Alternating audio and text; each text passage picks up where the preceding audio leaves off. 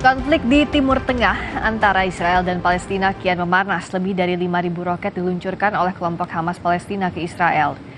Serangan roket dari kelompok militan Palestina menghantam gedung bangunan di Israel. Pada Sabtu waktu setempat, para pejuang Hamas Palestina menembus jalur Gaza dan memasuki wilayah Israel Selatan. Dilaporkan sedikitnya 5.000 roket telah diluncurkan oleh Hamas ke wilayah Israel sejak Sabtu kemarin.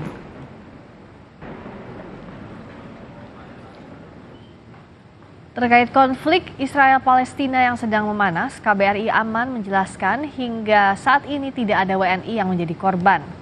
KBRI di Aman, Yordania juga menyebut dalam catatan KBRI jumlah WNI yang berdomisili di wilayah Gaza sebanyak 13 orang.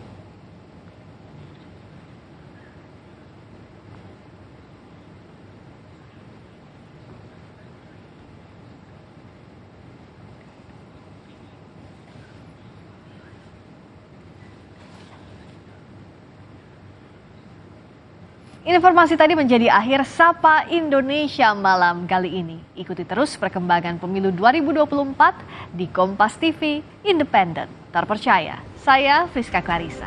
Terima kasih, selamat malam, sampai jumpa.